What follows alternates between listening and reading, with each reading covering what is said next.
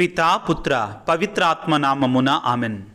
ప్రభునందు మిక్కిలి ప్రియ సహోదరి సహోదరులారా, క్రీస్తు సాక్షాత్కార మహోత్సవం ముగ్గురు జ్ఞానుల పండగ వాక్య పరిచర్యకి మిమ్మందరినీ ప్రేమతో ఆహ్వానిస్తున్నాను.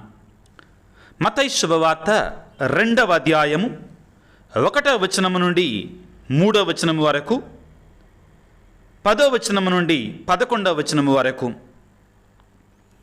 హేరోదు రాజు పరిపాలనా కాలమున యూదయ సీమయందుల బెత్లెహేమునందు యేసు జన్మించెను. అప్పుడు జ్ఞానులు తూర్పు దిక్కు నుండి యెరూషలేమునకు వచ్చి, యూదుల రాజుగా జన్మించిన శిశువెక్కడా? ఆయన నక్షత్రమును తూర్పు దిక్కున చూచి మేము ఆరాధింపవచ్చితిమి అని అరిరి. అది విని హేరోదు రాజును యెరూషలేము నగరవాసులను కలత చెందిరి. ఆ ముగ్గురు జ్ఞానులు వారు నక్షత్రమును చూచినప్పుడు ఎంతో ఆనందించరి. అంతటా వారు ఆ గృహమున ప్రవేశించి తల్లి మరియమ్మతోనున్న బిడ్డను చూచి సాష్టాంగపడి ఆరాధించరి. పిదప తమ సంచులను విప్పి ఆ శిశువునకు బంగారము, సామ్రాణి, పరిమళ ద్రవ్యములను కానుకగా సమర్పించరి. క్రీస్తునాథుని యందు మిక్కిలి ప్రియ సహోదరి సహోదరులారా, ముగ్గురు జ్ఞానులు, ముగ్గురు రాజుల యొక్క పండగ పరమార్థం, అర్థం ప్రియులారా, దేవుడు సకల మానవాళి కూడా తనను గూర్చి తెలుసుకోవాలి అని కోరుకునేటువంటి సహృదయుడు.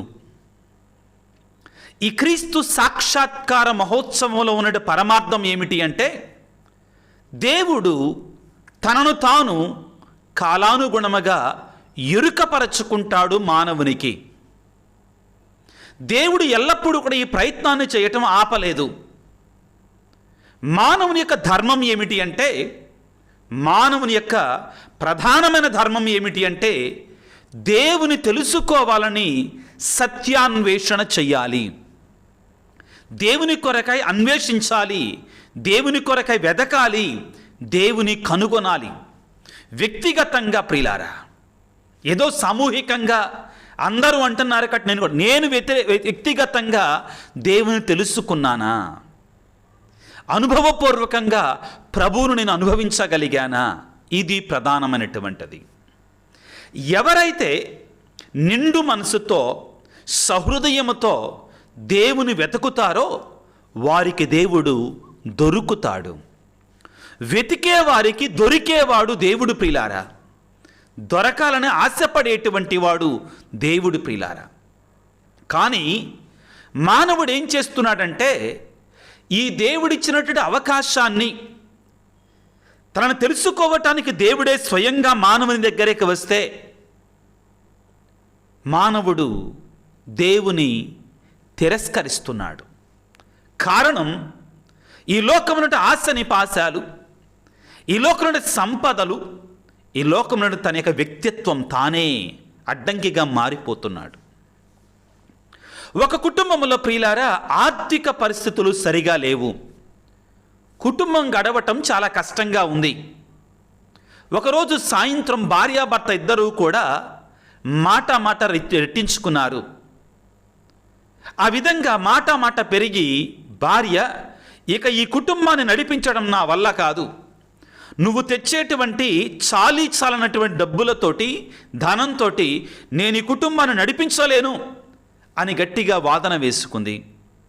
భర్త కూడా, నన్నేం చేయమంటావు, నాది ఒక చిన్న ఉద్యోగం, చిరు ఉద్యోగం, ఎంతగా ప్రయత్నించినా కానీ పెద్ద ఉద్యోగాలు దొరకట్లా, నేనేమన్నా వృధాగా ఖర్చు పెడుతున్నానా ఏంటి, నేనేమి పాడు ఖర్చులేమి పెట్టట్లేదు కదా, చెడు వ్యసనాలేమి లేవు కదా, నాకున్నదంతా తీసుకొని వచ్చి, నాకు వచ్చినదంతా తీసుకొని వచ్చి నీ చేతుల్లోనే పెడుతున్నాను కదా అని ఇద్దరు కూడా బలంగా వాదించుకున్నారు. ఇద్దరు కూడా వేదనతో ఉన్నారు. భర్త సహజంగానే మగవాడు కాబట్టి ఇంటిలో నుంచి బయటికి వెళ్ళాడు. ఊరి బయట ఉన్నటువంటి ఆ ఉధృతంగా పారేటువంటి ఆ నది ఒడ్డున కూర్చున్నాడు. సాయంకాలం 10 గంటల దాటింది. రాత్రి అక్కడే కూర్చున్నాడు. ఒకలాంటి బాధ, వేదన, చింత. అటువంటి సమయంలో యథాలాపనగా, అన్యమనస్కంగా తాను ఆ చేతికి దొరికిన రాళ్ళు తీసి ఆ ఉధృతంగా ప్రవహిస్తున్నటువంటి లోతైనటువంటి నదిలోనికి విసురుతూ ఉన్నాడు. ఆ బాధాతప్తమైన హృదయముతోటి, వేదనతోటి ఆ విధంగా విసురుతూ ఉండగా తన చేతికి ఒక చిన్న సంచి దొరికింది.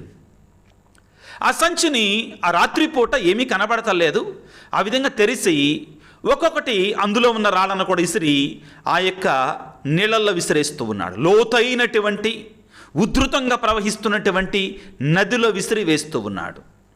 నిదానంగా ఆ రాళ్ళు ఒక్కొక్కటి కూడా ఆ సంచిలో ఉన్న రాళ్ళు విసిరేస్తూ ఉండగా చివరికి సూర్యుడు ఉదయిస్తున్నాడు.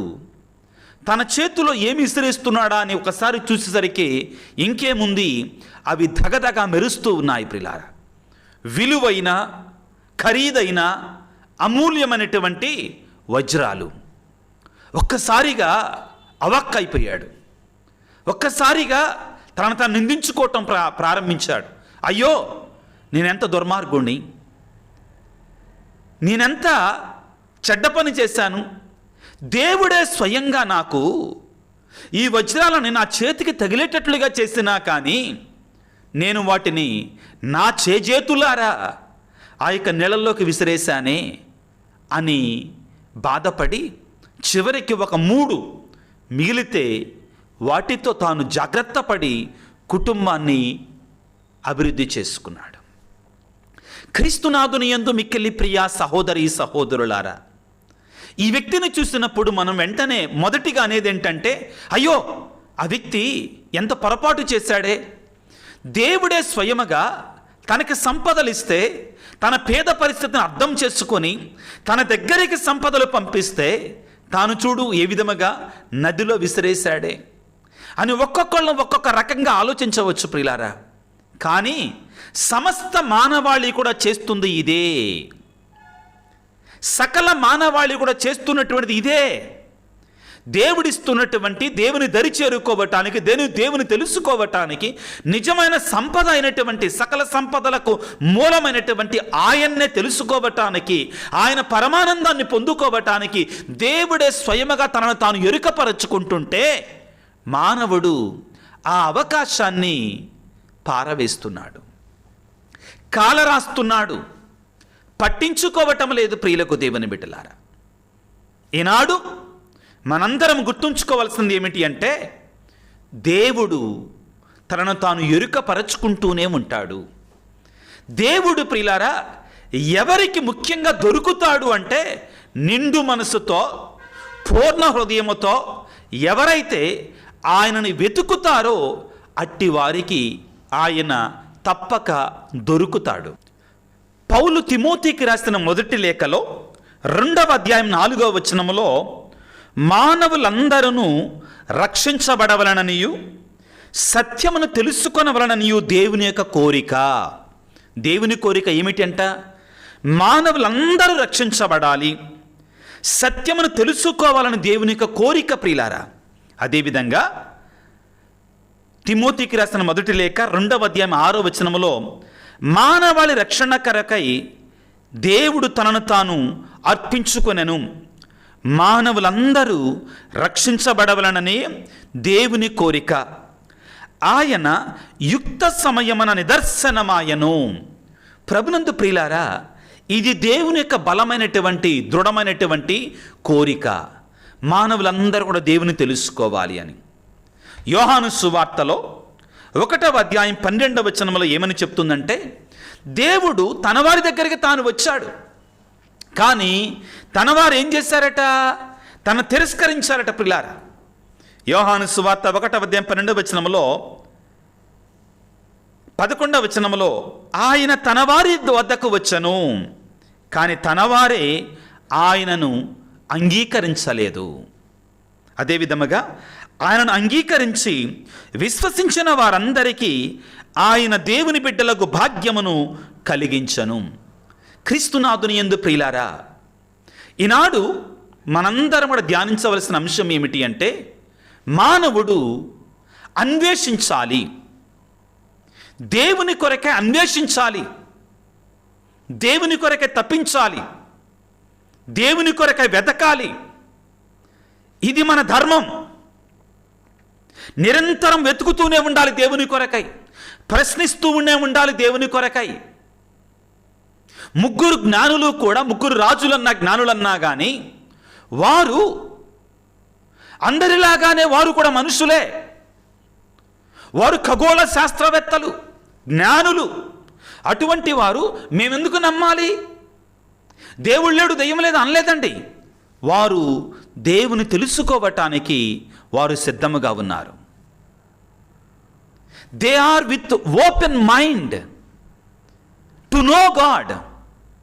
దేవుడు అవకాశం ఇచ్చినప్పుడు దానిని వెంటనే వినమ్ర హృదయముతో స్వీకరించారు. మత్తయి శుభవార్తలో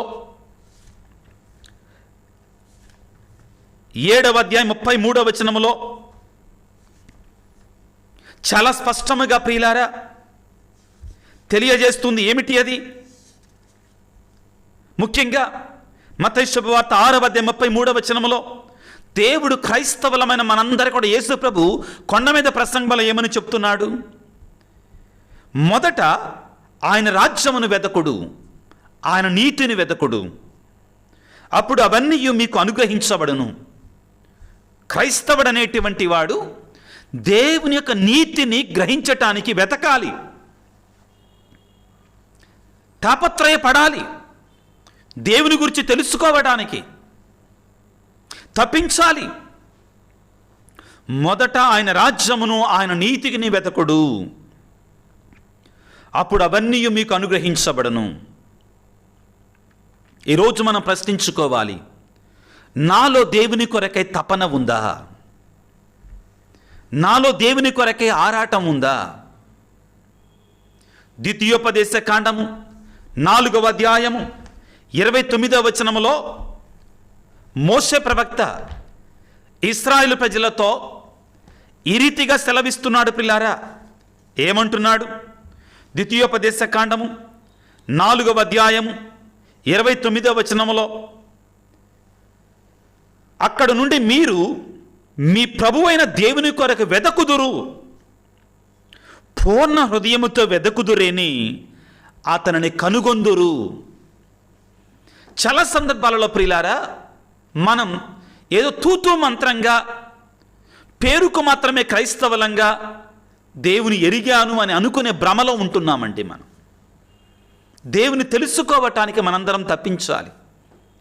ప్రియులారా, కథోలిక శ్రీ సభలో ఎంతోమంది అన్యులు, క్రీస్తుని ఎరుగనటువంటి వారు, గొప్ప గొప్ప కుటుంబాలకు చెందినటువంటి వారు క్రైస్తవులుగా మారారు, రక్షణ పొందారు. కారణం ఏమిటి? వారిలో ఈ తపన ఉండేది, నేను దేవుని తెలుసుకోవాలి. పునీత అగస్తీను గారు ప్రియులారా తన యొక్క పుస్తకములో మై కన్ఫెషన్స్, ఆ పుస్తకములో చాలా స్పష్టంగా చెప్తాడు, దేవా నేను నిన్ను కనుగొనే వరకు నా హృదయానికి శాంతి లేదయ్యా.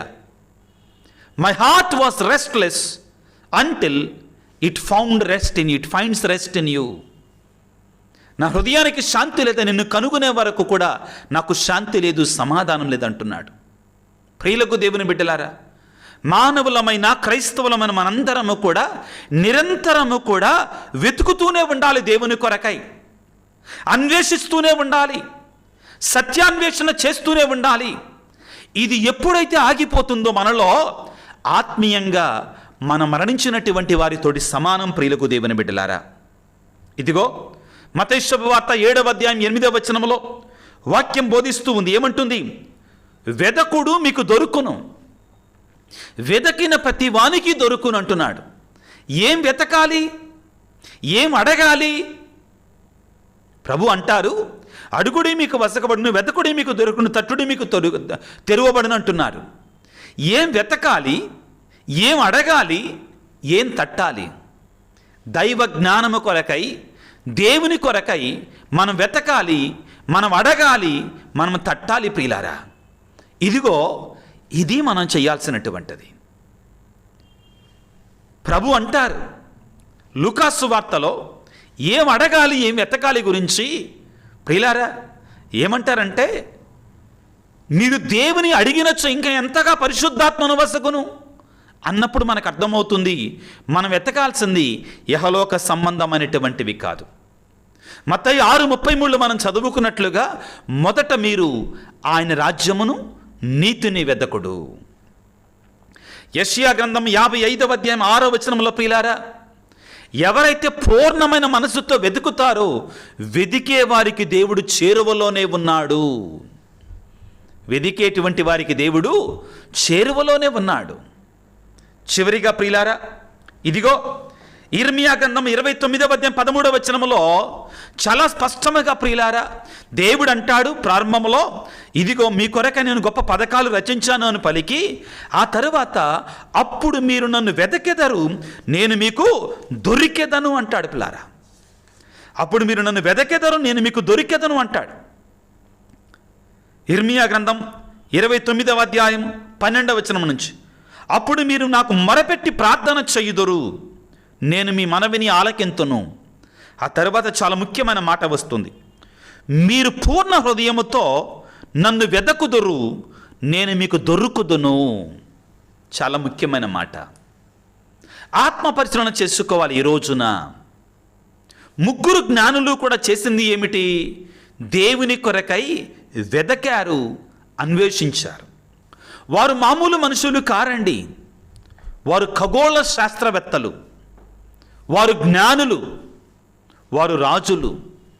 వాక్యాన్ని మనం చదువుకుంటే మత్తయి శుభవార్త 2వ అధ్యాయం 1వ వచనములో, హెరోదు రాజు పరిపాలనా కాలమున యూదయ సీమయందల బెత్లెహేమునందు యేసు జన్మించెను.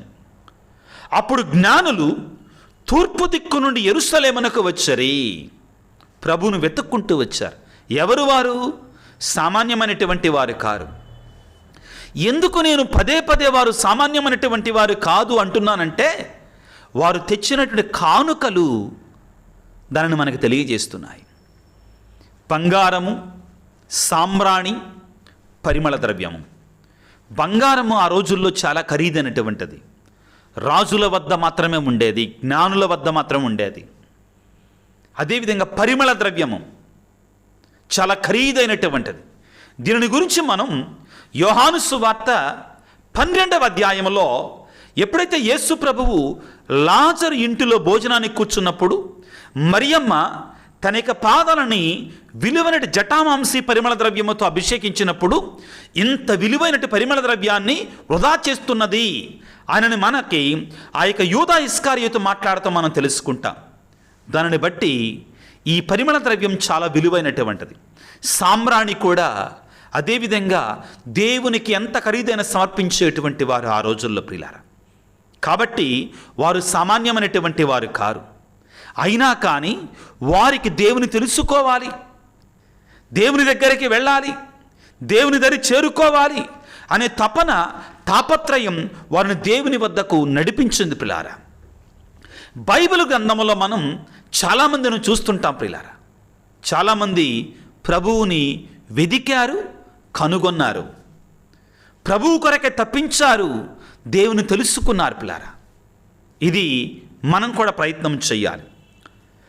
లూకాసు వార్త 7వ అధ్యాయం 19వ వచనంలో స్వయంగా బాప్తిస్మ యోహాను గారే తనకి శిష్యులను కొంతమందిని యేసు ప్రభు దగ్గరికి వచ్చి ఆయన అడగమన్నాడు. ఏమని? రాబోవువాడవు నీవేనా, లేక మేము మరొకరి కొరకై ఎదురు చూడాలి? వెతుకుతున్నాడు మెస్సయ్య కోసం స్వయంగా బాప్తిస్మ యోహాను గారి ప్రియులారా. ఆ తరువాత లూకాసు వార్త 3వ అధ్యాయం 10వ వచనములో బాప్తిస్మ యోహాను గారి దగ్గర కొంతమంది ప్రజలు వచ్చి పశ్చాత్తపడి అడుగుతున్నారు, మేమేమి చేయాలి? రక్షణ పొందాలంటే మేమేం చేయాలి అడుగుతున్నారు పిల్లారా. తెలుసుకోవటానికి వారు కూడా వెతుకుతున్నారు ప్రియులకు దేవుని బిడ్డలారా.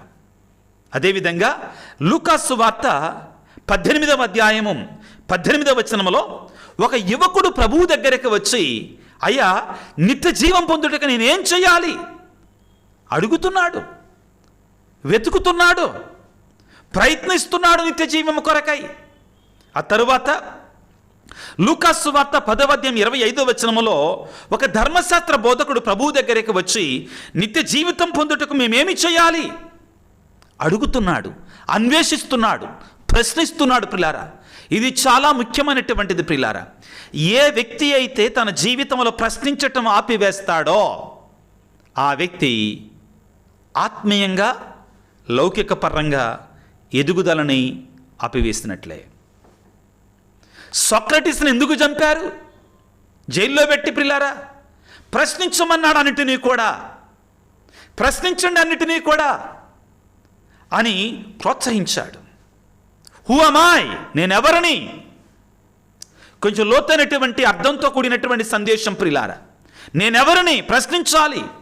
నేనెందుకు వచ్చే ఈ లోకానికి ప్రశ్నించుకోవాలి. నా జీవిత యొక్క పరమార్థం ఏమిటి తెలుసుకోవాలి. నా జీవితానికి గమ్యం ఏమిటి ప్రభువునందే తెలుసుకోవాలి. నిరంతరం ప్రశ్నించుకోవాలి. 2 రకాల ప్రశ్నలు ఉంటాయి, 3 రకాలు అనుకోవచ్చండి. మొదటిది తెలియక తెలుసుకోవాలని ప్రశ్నించటం. తెలియంది తెలుసుకోవాలని ప్రశ్నించటం. ఎంతటి వారైనా, ఎంతటి ఉన్నతమైన వారైనా, ఎంత గొప్పవారైనా కానీ అన్వేషించాలి. అవును, తెలుసుకోవటానికి అన్వేషించాలి. జ్ఞానము కొరకు అన్వేషించాలి. ఆత్మీయ జీవితము కొరకు ఇంకా ఎదగడానికి అన్వేషించాలి. ప్రశ్నించాలి, అన్వేషించాలి, చదవాలి. అవును ప్రియులారా. రెండవది తెలిసి కూడా ఎదుటివాడికి తెలుసా లేదని ప్రశ్నించటం అండి. ఇది 2వ రకం. 3వది ఎదుటివారని వారు చెప్పేదాంట్లో తప్పులు పట్టాలని, వారిని అవహేళన చేయాలని, వారిని ఎగతాళి చేయాలని ప్రశ్నించటం. ఈ చివరి 2 రకాల ప్రశ్నించటం వల్ల ప్రయోజనం శూన్యం ప్రియులారా.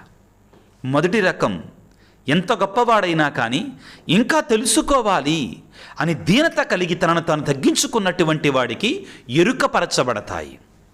ఈనాడు ప్రియులారా, 3 జ్ఞానులు కూడా వారు జ్ఞానులైనా కానీ హెరోదు రాజు దగ్గరికి వచ్చి ఏమని ప్రశ్నిస్తున్నారు, ఏమని అన్వేషిస్తున్నారు?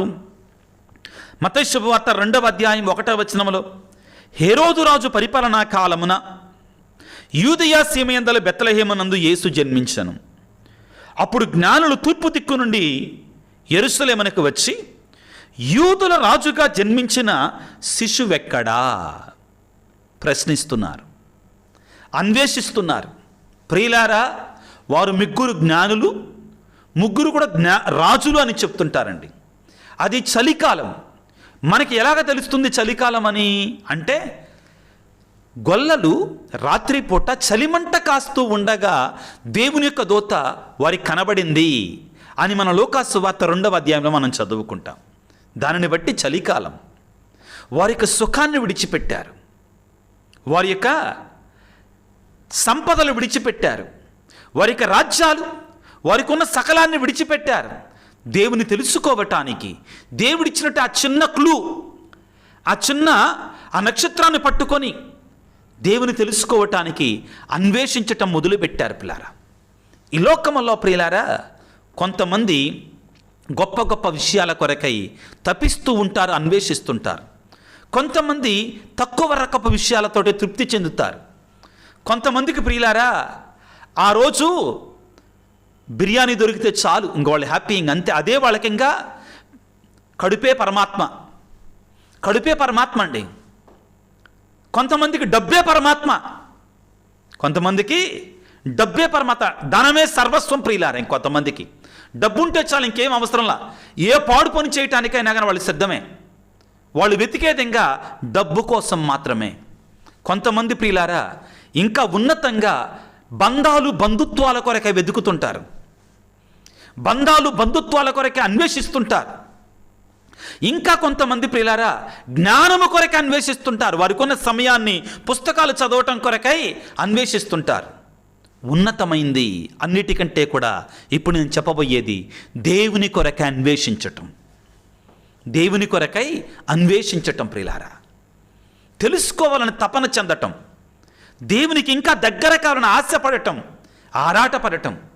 ఎప్పుడైతే మనం ఈ తపనతో ఉంటామో, ఈ దేవుని తెలుసుకోవాలని సత్యాన్వేషులుగా ఉంటామో ప్రియులారా, అప్పుడు మనం నిజమైన పరమానందాన్ని ఎప్పుడో పరలోకములో కాదు కానీ ఈ లోకంలోనే మనం పొందుకుంటాం. దేవుని తెలుసుకొని దేవుడు పొరుగువారిలోనే ఉన్నాడు అని ఎరగగలిగినప్పుడు అదిగో నిజమైన పరమానందాన్ని ఇక్కడే పొందుకుంటాం. ప్రియులకు దేవుని బిడ్డలారా, ఇదే అన్వేషణ ఇంకా తెలుసుకోవడానికి. నేను క్రైస్తవునే కదా, మనలో ప్రియులారా చాలామంది అపోహలతో బ్రతుకుతున్నారు. నేను జ్ఞానస్థానం పొందా కదా ఎప్పుడో చిన్నప్పుడు, నేను ఎలాగ జీవించినా నేను క్రైస్తవుణ్ణి, రక్షణ వచ్చింది అనేటువంటి విధంగా మనం బ్రతుకుతున్నాం. లేదు ప్రియులారా, మనం నిరంతరం అన్వేషించాలి, ఆత్మీయంగా ఎదగాలి, ఆత్మీయంగా తెలుసుకోవాలి, తెలుసుకున్న దానిని ఆచరణలో పెట్టగలగాలి. అప్పుడే మనకి రక్షణ, లేకుంటే మనకి రక్షణ లేదు. ఈనాడు ప్రియులారా, దేవుడు ఎవరికి దొరికారు? వారు యూదులు కారు, వారు యూదులే ఇతరులు, అన్యులు. ప్రియులకు దేవుని బిడ్డలారా, కానీ దేవుడు వెతికారు కాబట్టి, పరిపూర్ణమైన మనస్సుతోటి నిండు హృదయంతో వారు వెతికారు కాబట్టి వారికి దొరికాడు. పరాయి వారికి, వారు యూదులు కాదు, యూద దేశస్థులు కాదు, యూద దేశం వాళ్ళకి తెలియదు. ఎక్కడో తూర్పు దిక్కు నుండి వారు వచ్చారని మనకి మత్తయి శుభవార్త 2వ అధ్యాయం 2వ వచనంలో మనకి చెప్పబడుతుంది. ప్రియులకు దేవుని బిడ్డలారా, కానీ వారిలో ఏముంది?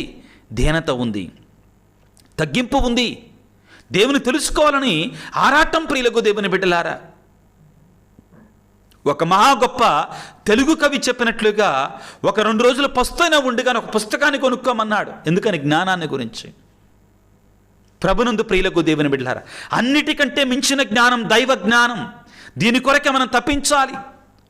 పునీతులు ప్రియులారా, గొప్ప వ్యక్తులు ప్రియులారా, ఈ దైవ జ్ఞానం కొరకై, దేవుని తెలుసుకోవటం కొరకై, దేవునికి దగ్గర కావటం కొరకై సకలాన్ని కూడా పరిత్యజించగలిగారు, విడిచిపెట్టగలిగారు. నీవు నేను అన్వేషిస్తున్నామా ప్రభువు కొరకై?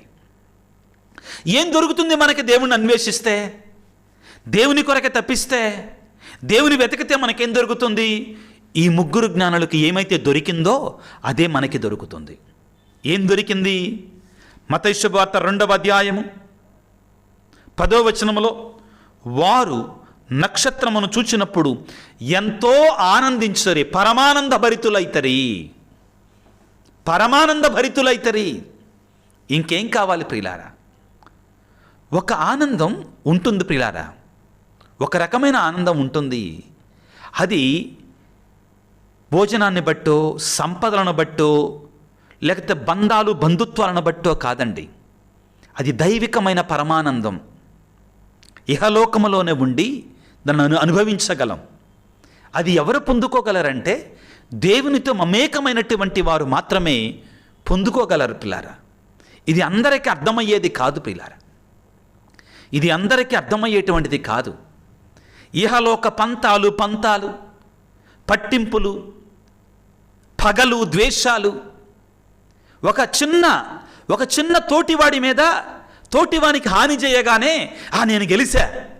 నేను గెలిచా వాడి మీద, నేనేదో హాని చేయగలిగా, నేనేదో పేరు చెడగొట్టగలిగా, అదొక ఆనందం ప్రియులారా, పిచ్చి ఆనందం. కొంతమందికి అశాశ్వతమైన ఆనందం ప్రియులారా. కొంతమందికి ఎదుటివాడికి ఏదైనా హాని చేయగానే, ఎదుటివాడు పేరు కొద్ది చెడగొట్టగానే వాడి ఆనందం అటువంటిదే. బురద ద్వారా వచ్చే ఆనందం పందిది, కక్కిన దాన్ని తినడం ద్వారా వచ్చేటువంటిది కుక్కది ఆనందం ప్రియులారా.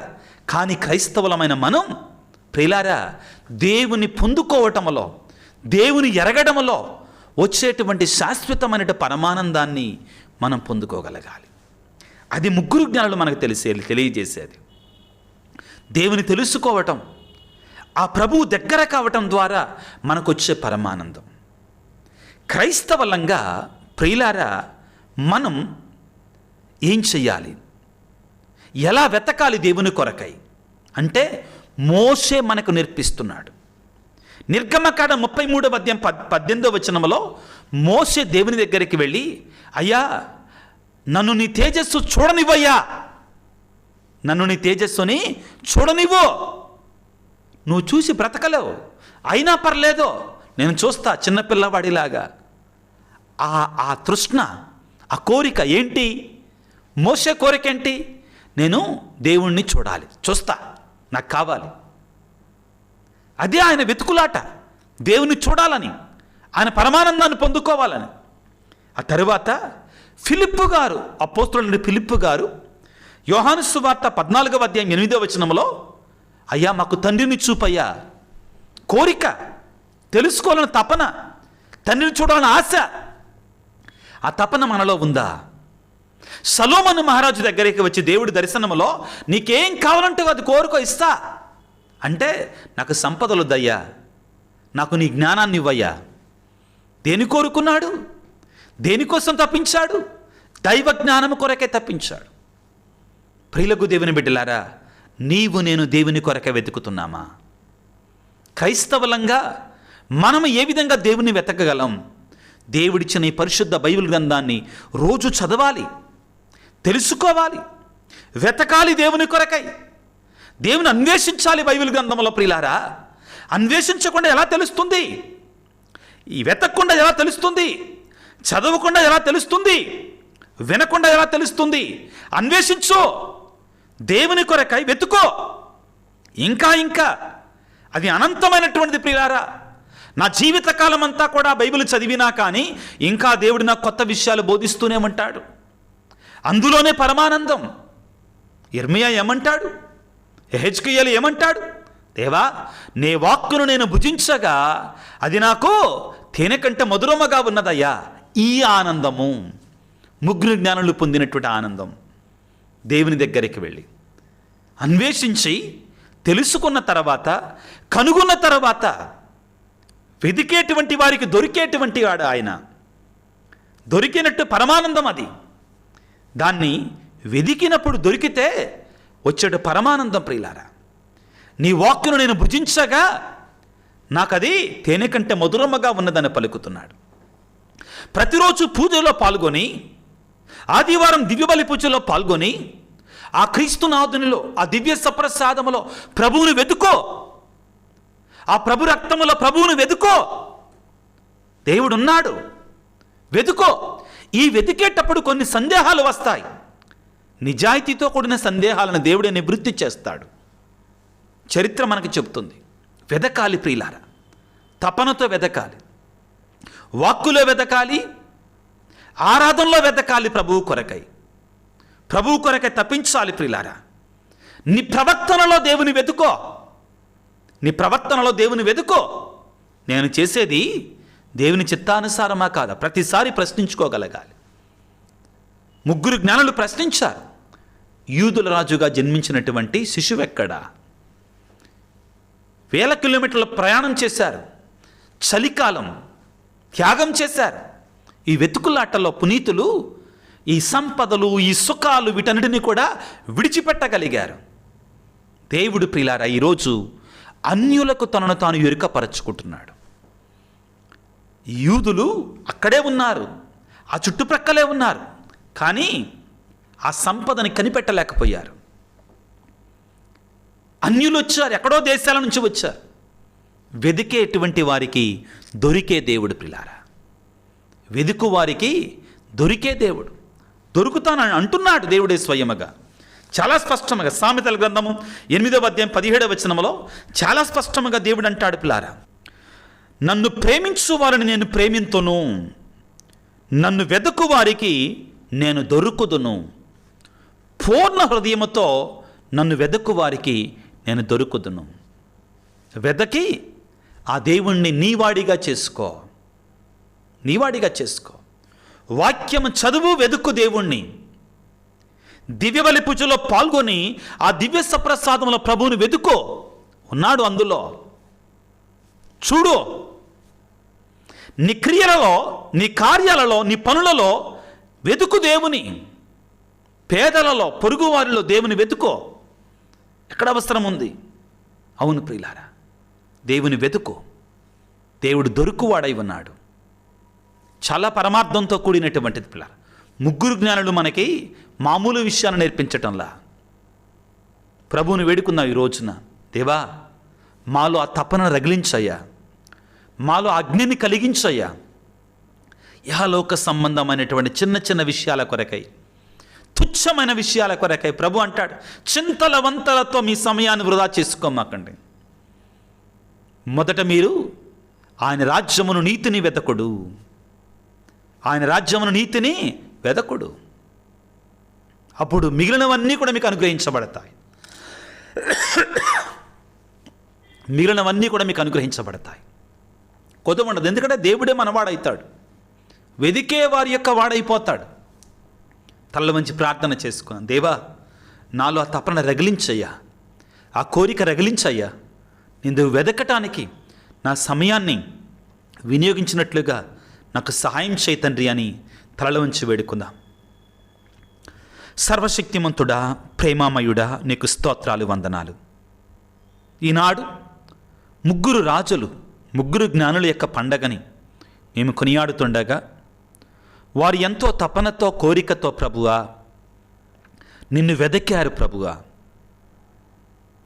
నిన్ను వెదకారు, నిన్ను కనుగొన్నారు, నీలో పరమానందాన్ని పొందుకున్నారు.